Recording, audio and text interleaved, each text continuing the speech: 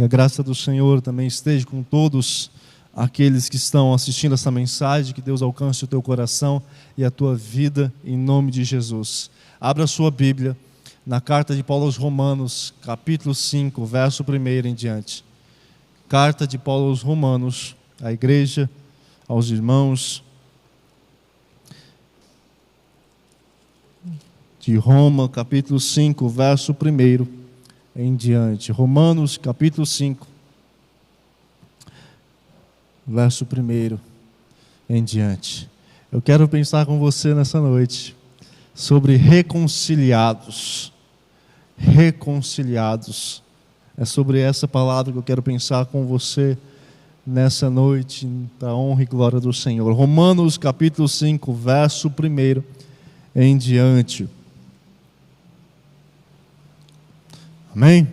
Diz assim a palavra do nosso Deus: justificados, pois, mediante a fé, temos paz com Deus por meio de nosso Senhor Jesus Cristo, por intermédio de quem obtivemos igualmente acesso, pela fé, a esta graça na qual estamos firmes e gloriamo-nos na esperança da glória de Deus.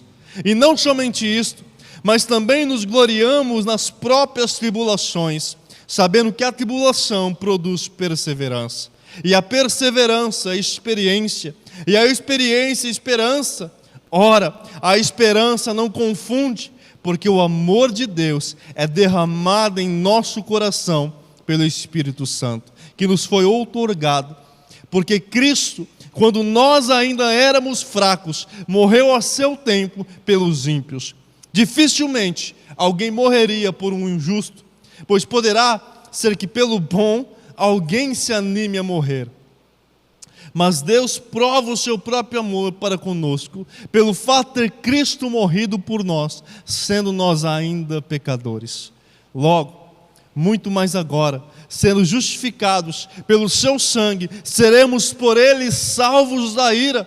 Porque se nós, quando inimigos, fomos reconciliados com Deus, mediante a morte do seu Filho, muito mais, estando já reconciliados, seremos salvos pela sua vida. E não apenas isto, mas também nos gloriamos em Deus por nosso Senhor Jesus Cristo, por intermédio de quem recebemos agora a reconciliação. Amém. Feche seus olhos, não o seu coração. Deus de graça, Deus bendito. Que palavra tremenda é essa que nós estamos diante. Que verdade absoluta é essa que nos saltam os olhos. Que possamos, ó Deus, compartilhar essa verdade, entendendo a Tua palavra, a Tua vontade para as nossas vidas. Deus, que nesse momento o velho homem se cale, que somente Teu Santo Espírito fale aos nossos corações aquilo que precisamos, que necessitamos ouvir, para o nosso crescimento, para o nosso amadurecimento, em nome de Jesus. Amém e amém. Reconciliados, meu amado. É como nós experimentamos o amor do Senhor, a graça do Senhor, a misericórdia do Senhor sendo demonstrada, derramada sobre nossa vida. Que nós possamos entender essa verdade, que nós possamos compreender isso para a nossa vida, para o nosso caminhar, para o nosso andar, para a nossa vida. Paulo, escrevendo àqueles irmãos uma carta totalmente doutrinária, de cunho doutrinário, firmando aqueles irmãos na fé, no entendimento, na compreensão, de viverem por meio e para o Senhor. Ele começa dizendo: justificados, pois, mediante a fé, temos paz com Deus por meio de nosso Senhor Jesus Cristo. A primeira coisa que Paulo diz: olha, nós fomos justificados, nos tornamos justos, não por merecimento nosso, não porque nós merecemos, não porque há alguma coisa de bom em nós, mas nós nos tornamos justos por meio da fé. A fé em quem? Em Cristo Jesus, em Cristo nosso Senhor. E Paulo salienta muito bem isso na sua carta. Ele vai deixar bem claro que ele vai tratar o Senhor como nosso Senhor Jesus Cristo. E, meu amado, essas palavras, ela não somente segue uma ordem para entendimento e compreensão, mas ela mostra a autoridade, poder e senhorio de Cristo. Paulo está dizendo: olha, não foi simplesmente o Messias, não foi simplesmente um substituto que morreu em nosso lugar, foi o nosso Senhor e Salvador Jesus Cristo. Então Paulo vai tratar essa carta como algo de posicionamento, de entendimento e amadurecimento daquilo que o Senhor não somente é, mas representa em toda a sua essência. Paulo vai dizer, olha, nós nos tornamos justos, ou seja, os nossos pecados literalmente foram perdoados, não por merecimento nosso, mas alguém muito maior, muito mais poderoso e com autoridade para fazê-lo, nos possibilitou sermos livres, libertos, sem nenhuma condenação. Então Paulo vai dizer, olha, nós nos tornamos justificados, justos por meio da fé. Por meio da fé no Senhor, por meio do ato de crer, de confiar, de entregar a sua vida ao Senhor, pelo tudo aquilo que o Senhor fez por nós. E esse ato de fé, esse ato de se entregar diante do Senhor, de colocar a nossa vida nas mãos do Senhor, nos possibilitou termos uma paz com Deus. Uma paz posicional, uma paz de posição, uma paz não somente de condição agora. Paulo está tratando sobre isso, sobre condicionamento. Paulo está tratando sobre posicionamento. Ele está dizendo, olha, diante do Senhor, obrigado, irmão, diante do Senhor, nós recebemos, ou nós temos estabelecidos por Deus, porque foi Ele que fez isso, e não nós, uma paz com Ele. Ou seja, os nossos atos que nos levavam a uma reprovação, que nos levavam a uma inimizade com Deus, agora há uma possibilidade, há um firmamento de uma amizade, de um elo, de uma filiação com o Senhor, por meio de Cristo Jesus. Entende? Nós passamos de inimigos do Senhor para filhos do Senhor, herdeiros com Deus, herdeiros de Deus e co-herdeiros com Cristo. Ou seja, Paulo está dizendo, olha, nós fomos tirados, nós fomos arrancados, o nosso estado mudou por meio de Cristo Jesus, por meio do Senhor, por meio do ato de Cristo Jesus. E meu amado, isso é fundamental para que nós possamos compreender o resto do texto, para que nós possamos compreender o porquê Paulo continua o texto nos ensinando sobre algumas verdades preciosas a esse respeito. E entendendo isso, compreendendo isso, que agora nós temos uma paz posicional. Uma paz condicional é aquilo que você faz, um ato seu que te dá paz. Estou em paz hoje, porque os teus atos, ou a sua consciência, ou o seu ato, te dá uma paz diante do Senhor, diante da palavra do Senhor. Mas uma paz posicional é algo que Cristo fez por você e não depende de você. Não depende da sua condição, da sua posição, do seu ato de fazer. Depende unicamente de Cristo. Então a paz posicional, ela só é concedida por meio de Cristo. Não há outro jeito, não há outra forma, não há outra maneira de você obter a paz posicional com Deus sem Cristo Jesus.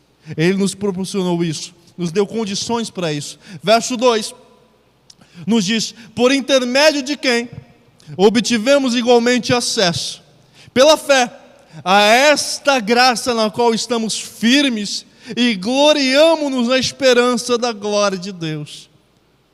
Entende como o primeiro verso é fundamental para compreender o que Paulo está dizendo? Porque Paulo está dizendo, olha, nós não somente fomos justificados por Deus, por Cristo, nós não somente nos tornamos justos, salvos, regenerados, perdoados por Deus, por meio de Cristo, por meio do Senhor, do nosso Senhor Jesus Cristo. E ele diz, por esse mesmo Senhor Jesus Cristo, nos deu ou nos permitiu que nós obtivéssemos acesso ao Senhor. Entende, meu amado? Como na morte de Cristo, no Calvário, onde o verso diz que o véu se rasgou de cima a baixo, por meio de nosso Senhor Jesus Cristo. Paulo está dizendo, olha, nós obtivemos agora o livre acesso ao Senhor unicamente por Cristo Jesus. Entende como essa verdade é preciosa para a nossa vida? Porque se você pode orar e Deus falar com você, você não precisa mais de um sacerdote fazer esse ato para você. Você pode orar ao Senhor e o Senhor, através do Espírito Santo de Deus, vai interceder por você, vai falar diante do Senhor com você e por você. Entende como esse ato nos possibilita agora nós falarmos com o Senhor e Ele nos ouvir, nos atender, está pronto estendendo o seu ouvido a nós, porque nós obtivemos acesso ao Senhor, por meio do quê? Da fé. do crer, do firmar diante do Senhor a nossa fé, a nossa convicção. Meu amado, a nossa fé não está firmada em homens, não está firmada em coisas que nós vemos, está firmada em Cristo Jesus, nosso Senhor, porque Ele nos possibilitou, nos achegássemos ao Senhor, através da sua morte, que nós celebramos hoje, em memorial do seu ato. E Paulo diz, olha, por intermédio de quem obtivemos igualmente acesso, pela fé. E ele diz, esta graça, na qual estamos firmes. Meu amado, Paulo olha para ele e diz, a graça do Senhor é maravilhosa. A graça do Senhor é tremenda. Essa graça nos fortalece, nos firma. Muitas vezes, e quantas vezes você não pensou em desistir? Quantas vezes você não pensou, vou chutar o pau da barraca, chega, já deu, vou descambar tudo, não dá mais. Mas Paulo diz, a graça do Senhor nos firma, ela nos fortalece, ela firma os nossos pés na presença do Senhor. Você não consegue se mover, porque uma vez que você experimentou a graça do Senhor, nada se compara a isso. Uma vez que você experimentou a graça de Deus sobre a tua vida, nada que você possa ver no mundo vai ocupar esse espaço na sua vida. Por isso o crente, o cristão, ele não consegue ficar no mundo, porque ele experimentou algo muito maior. Ele experimentou da graça de Deus. Paulo diz, essa graça nos firma. E meu amado, se tem alguém que viveu no mundo, que fez o que pintou e bordou, foi Paulo, até o dia que ele experimentou da graça de Cristo, até o dia que ele experimentou da graça do Senhor. E quando ele experimentou a graça do Senhor, começou a vir as lutas, começou a vir as tribulações, começou a vir as perseguições, os açoites, os naufrágios, tudo começou a dar errado. Mas ele diz, essa graça me firma. Ele diz, olha, a esta graça na qual estamos firmes. Ele diz, gloriamo-nos na esperança da glória de Deus. Meu amado, que essa palavra vivifique o teu coração. Paulo, ele não está passando a mão nas lutas, nas tribulações, porque ele vai descrever isso mais para frente. Mas Paulo está dizendo, olha, a nossa esperança, o que nos mantém vivo, o que nos mantém acesos, desejando ardentemente a cada dia, é a esperança da glória de Deus. Não é esperança de posicionamento, de posição humana, de ministério, de ocupar cargos, funções. O que mantém um cristão vivo é a esperança em Deus, na glória de Deus. Paulo está dizendo, olha, o que nos mantém firmes é nos gloriarmos de que um dia estaremos na presença dEle. E quando nós estivermos na presença dEle, vamos desfrutar de uma glória tremenda. É isso que nos mantém firmes.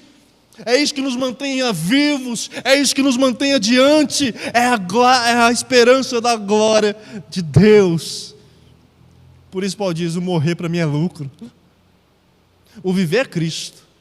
Enquanto eu estiver vivo, eu vou viver para Cristo, mas quando eu morrer, não chora por mim não, porque eu estou diante dEle, estou diante da glória que eu tanto esperava.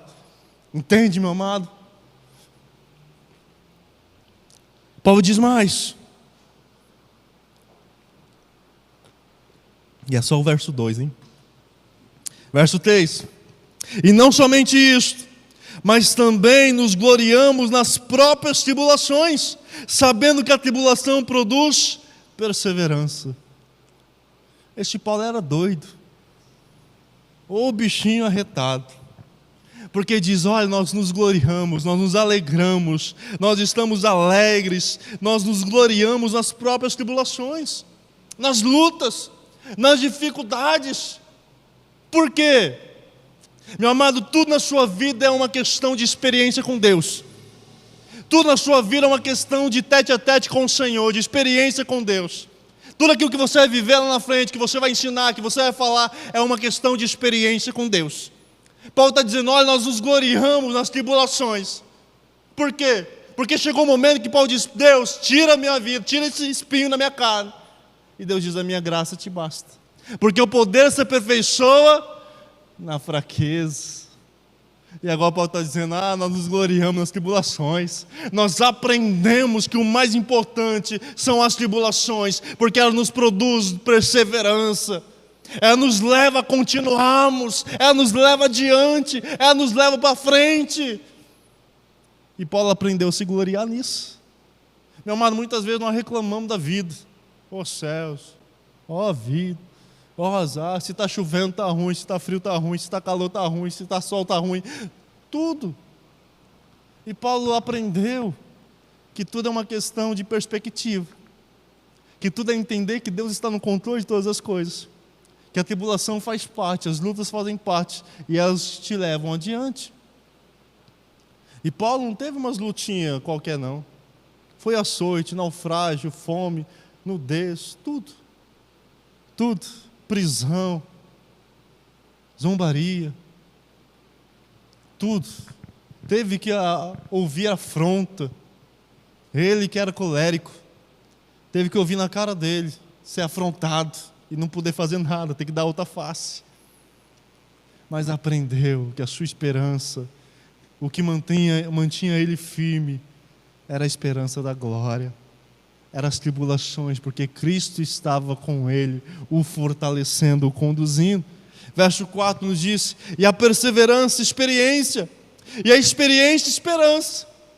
Então Paulo olha para essa situação, e diz, olha, eu aprendi a me gloriar nas tribulações, porque as tribulações vão produzir perseverança. A perseverança, experiência, e a experiência, esperança. Entende quando com o passar dos anos os cabelos brancos vão chegando, né, vão chegando, e a experiência da vida vai também chegando, porque já vivenciou muita coisa, já aprendeu muito, já aprendeu a encurtar os caminhos, a ficar menos preocupado com algumas coisas, a confiar em outras, a resolver essas situações. Enquanto o jovem quer fazer tudo, resolver tudo, abraçar tudo, e nada dá certo. Mas a experiência da vida faz com que nós encurta o caminho, encontre os atalhos. E Paulo está dizendo, olha, a perseverança em prosseguir produziu experiências, produziu conhecimento, produziu sabedoria, produziu entendimento das coisas. E por isso, produziu esperança. Entender que o Senhor tem cuidado de cada momento. Entende como a experiência da vida com Deus, o tete-a-tete com o Senhor, o andar com o Senhor. Por isso eu digo que a nossa vida é uma questão de intimidade com Deus, de andar com o Senhor. Porque Paulo está dizendo, olha, a tribulação produz perseverança, e a perseverança produz a experiência, e a experiência me diz que é preciso ter esperança, porque eu sei que o Senhor vai cuidar de mim.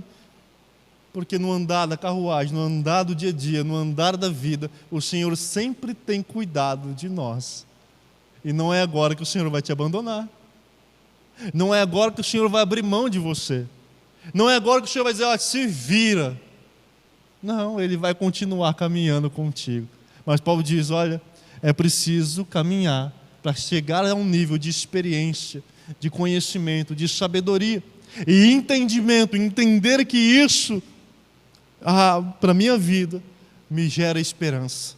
Esperança de dias melhores? Não, esperança que Deus vai prover, que Deus vai direcionar, que Deus vai cuidar. E consequentemente, isso leva a dias melhores, porque o Senhor tem cuidado de nós em todo momento. Entende como Paulo começa lá olhando, olha, a tribulação é maravilhosa. E você começa olhando, a tribulação é uma droga, luta difícil, não vê um fim. E Paulo está dizendo, a tribulação é boa, ela vai te levar adiante. Mas vai te levar para onde? Para a intimidade com Deus. Porque se não tiver tribulação, você não tem intimidade com Deus, você não persevera. E se você não persevera, você não aprende. E se você não aprende, você não vê a luz no final do túnel. Entende como Deus cuida e trabalha de nós em todo momento, meu amado? Verso 5. Ora, a esperança não confunde, porque o amor de Deus é derramado em nosso coração pelo Espírito Santo que nos foi outorgado. Paulo está dizendo, olha, Não tem como você ficar em dúvida com o relacionamento com Deus. Não tem como você ficar em dúvida com o andar com o Senhor. Não tem como você ficar em dúvida com o estar na presença do Senhor. A esperança no Senhor, ela não confunde. Ela é clara, é objetiva, é lógica. O Senhor nos reconciliou para nós vivenciarmos tudo isso na presença dEle. Que coisa maravilhosa. E Paulo diz, olha, a esperança não confunde, porque o amor de Deus é derramado em nosso coração. Entende, meu amado? Nós muitas vezes não temos um pouquinho de amor. Não temos. Nem uma vírgula, nada. Nada. Nem um pouquinho de amor. Mas o amor do Senhor é derramado em nosso coração. O amor do Senhor nos leva a experimentarmos um amor inigualável, um amor nunca antes vivenciado. Você não obtém esse amor em amigos, em rodas com pessoas. Você não obtém esse amor em lugares, em situações, em circunstâncias, em bens. Não. Esse amor só pode ser derramado na sua vida pelo Espírito Santo de Deus, pelo Espírito Santo do Senhor. Ele diz, olha, esse amor, ele não confunde, porque o amor de Deus é derramado em nosso coração pelo Espírito Santo que nos foi concedido, que nos foi dado graciosamente. E sabe quem está falando isso de amor? Alguém que arrastava cristãos para morrerem, alguém que arrastava pessoas para serem açoitadas, alguém que tinha ródia em seus olhos simplesmente pelos cristãos proferirem ou professarem a Cristo. E agora este mesmo homem está dizendo, o amor do Senhor invadiu a minha vida como nunca antes eu pude experimentar, e foi derramado em meu coração pelo Espírito Santo que me foi dado. Alguém que está falando isso, alguém que teve experiência de vida, de mudança, de encontrar-se com o Senhor, de mudar as suas atitudes, as suas ações, por causa de Cristo. Meu amado, Paulo está dizendo, olha, eu experimentei um amor sem igual, eu experimentei um amor inigualável que foi derramado, inundado em minha vida. E, meu amado, às vezes há muito em nossa vida ainda para nós alcançarmos esse nível de amor, de experimentarmos o amor do Senhor. Mas saiba que o Senhor, Ele tem derramado o seu amor em nossas vidas pelo Espírito Santo de Deus. Por isso, a palavra do Senhor diz que nos últimos dias o amor de muitos se esfriará, porque o Espírito Santo mesmo cessará de derramar o amor, porque não haverá mais busca pela sua presença. Não haverá mais busca pela sua intimidade. Não haverá mais busca por andar com Ele. E, meu amado, que nós possamos entender essa verdade. Verso 6. Porque Cristo, quando ainda éramos fracos, morreu ao seu tempo pelos ímpios. Dificilmente alguém morreria por um justo, pois poderá ser que pelo bom alguém se anime a morrer. Se você tiver, ou se alguém tivesse que morrer por uma pessoa boa, dar o seu coração em transplante por alguém bom, talvez alguém cogitaria a possibilidade, mas às vezes ficaria só no cogitar. E Paulo diz, olha, pelo justo, por alguém bom, talvez alguém se anime a morrer. Mas Cristo, quando nós ainda éramos fracos, quando nós ainda não tínhamos a graça do Senhor nos fortalecendo, quando nós ainda não tínhamos a graça firmando as nossas vidas, quando nós éramos nada, morreu ao seu tempo por nós, se entregou em nosso lugar, se morreu por nós, quando ainda éramos fracos. Ele diz, mas dificilmente alguém morreria por um justo, pois poderá ser que pelo bom alguém se anime a morrer. Mas verso 8 diz, mas Deus prova o seu próprio amor para conosco, pelo fato de ter Cristo morrido por nós, sendo nós ainda pecadores. O Senhor não tinha que provar nada. Ele não tinha que fazer nada, ele não tinha que demonstrar nada, ele não tinha que fazer absolutamente nada, mas ele fez por livre e espontânea vontade, entregando a sua vida em resgate de muitos.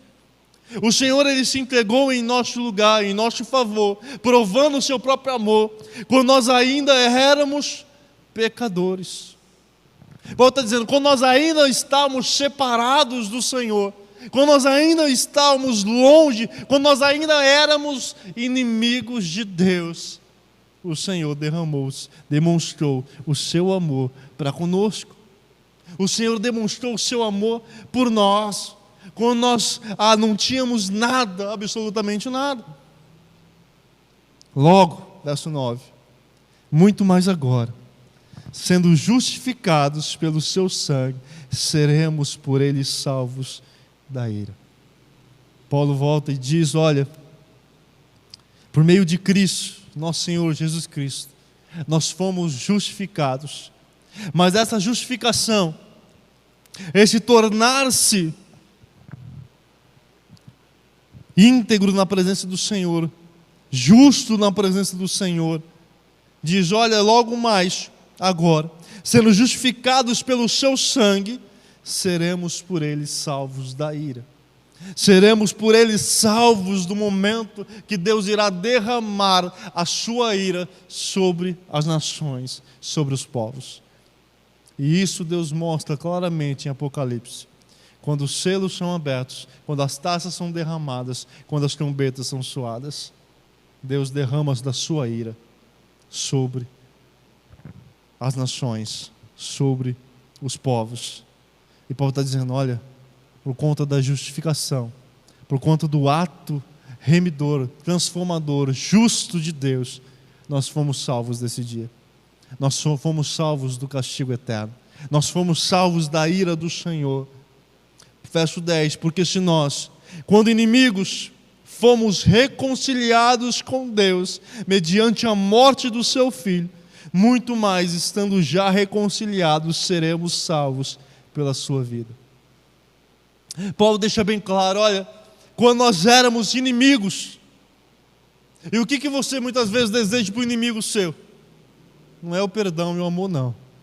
Humanamente falando, é que ele sofra abundantemente. É isso que muitas vezes o inimigo deseja um para o outro, naturalmente, falando sem o amor de Cristo.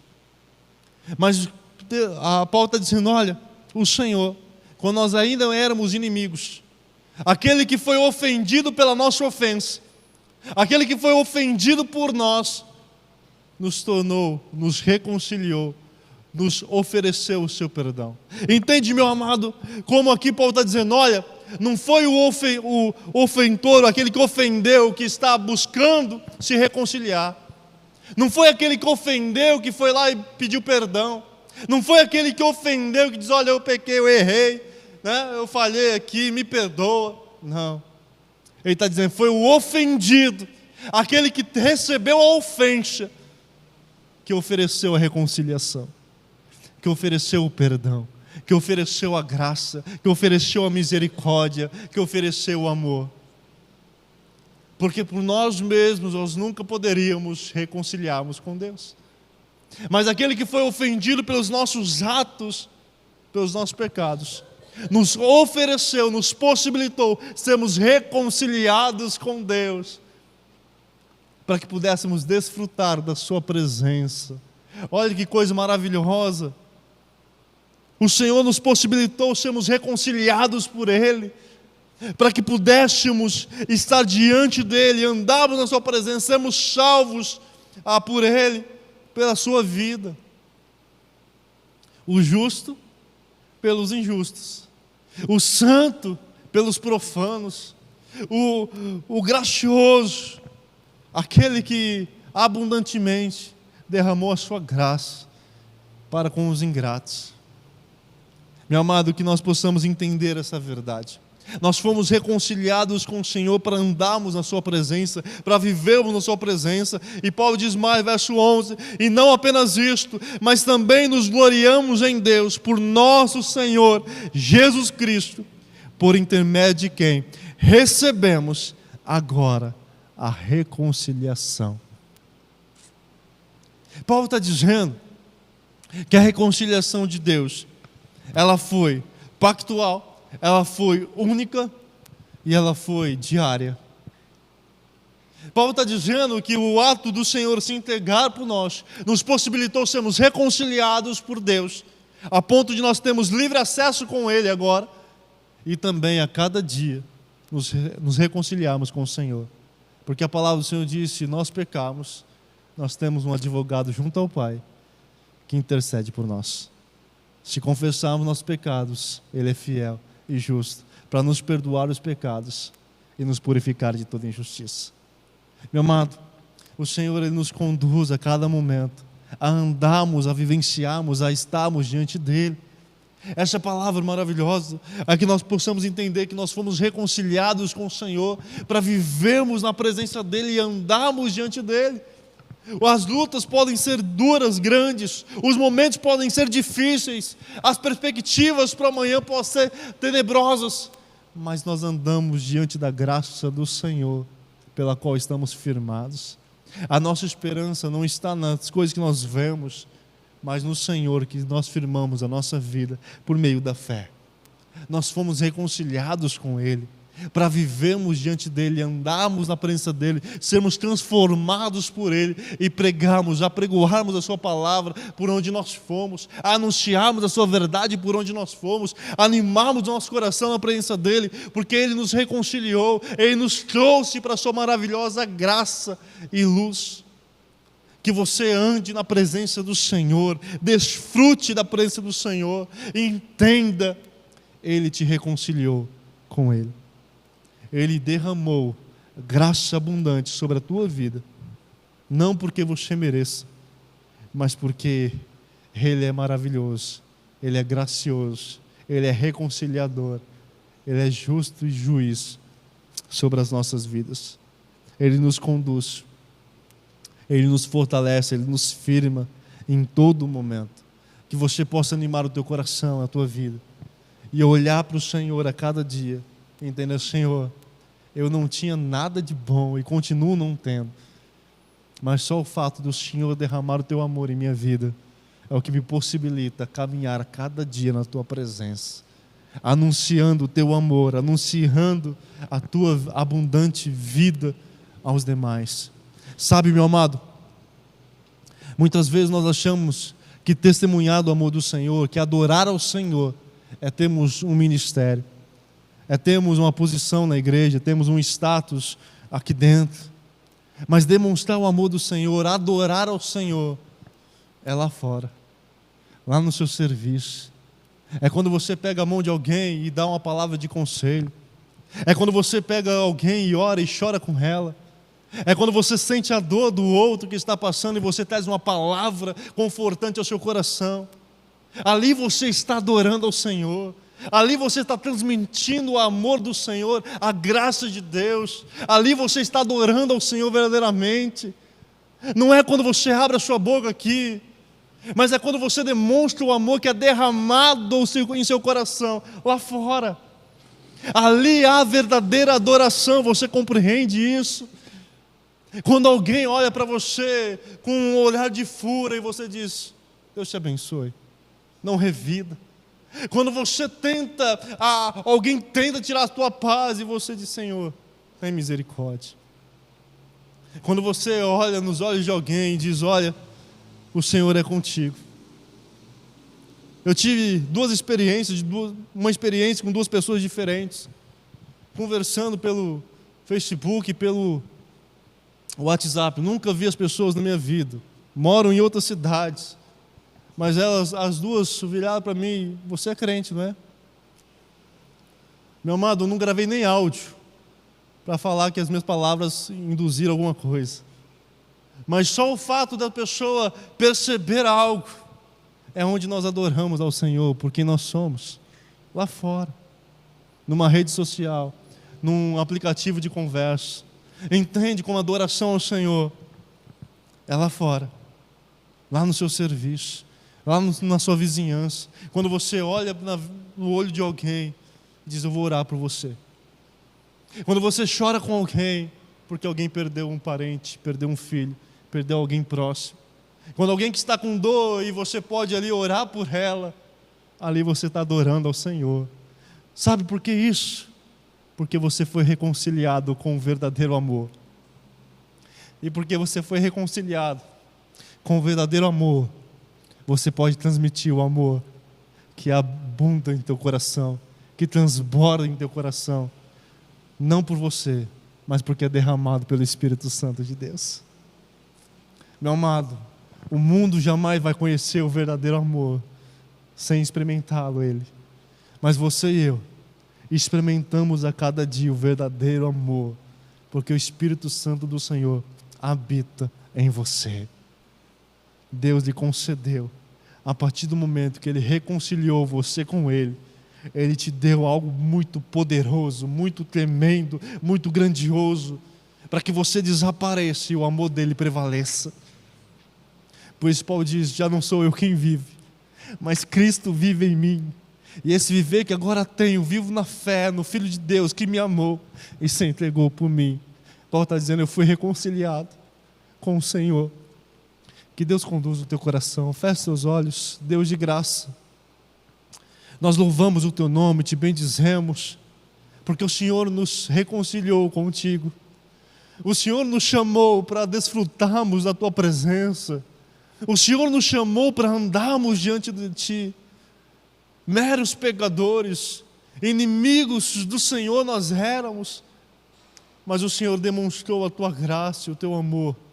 E hoje, celebrando, Deus, a tua ceia, em memória do teu sacrifício, da tua entrega em nosso lugar, nós podemos dizer: nós fomos reconciliados contigo, e hoje podemos compartilhar do teu amor, Deus. Pai, nos conduza, nos direcione, nos sustente. Há muito ainda para podermos compartilhar, há muito ainda para podermos aprender de ti. Apenas nos conduz em todo momento, em todo tempo. Em nome de Jesus. Amém e amém.